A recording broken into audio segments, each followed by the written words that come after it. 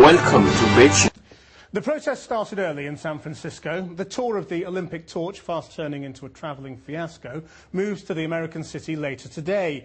Last night, thousands, including the Hollywood star Richard Gere and Archbishop Desmond Tutu from South Africa, turned out for a pro-Tibet vigil. And the PR effort isn't doing much better inside China. Earlier today, a group of protesting monks stormed a media tour in the country's western provinces, as James Blake reports. It was a carefully stage-managed, state-sponsored media tour of a monastery near Tibet, when suddenly about 15 monks broke ranks and ran across the plaza, carrying the forbidden Tibetan flag, calling for the Dalai Lama to return. It is the second time that monks have dared to defy the authorities during a press visit. Such is the strength of feeling here, they risk their own imprisonment, telling journalists 8 fellow monks are still being held by the police. We're not asking for Tibetan independence, they say. We're just asking for human rights. It comes as San Francisco braces itself for its stage in the Olympic torch relay. These protesters have promised to be peaceful, but the streets are still lined with police.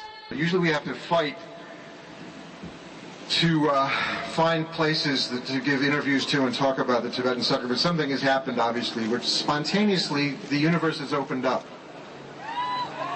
This opening up, it seems, has even spread into Congress. And, Madam Speaker, if the present repression continues, the Beijing Games will indeed become the Genocide Olympics.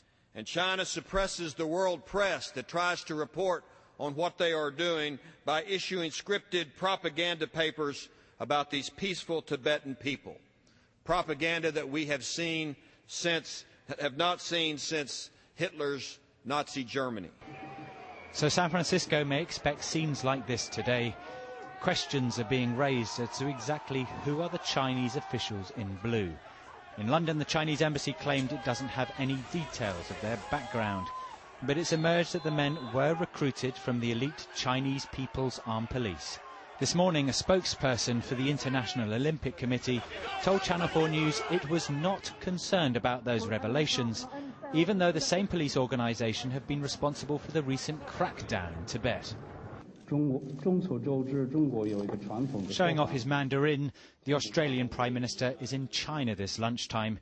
He said the police guards won't be allowed at the Olympic procession in Australia, and said he plans to have a straightforward discussion with China's leaders over the recent violence in Tibet. One world, one dream. Which world? Which dream? Not my world, not my dream. Welcome to Beijing Olympic Games.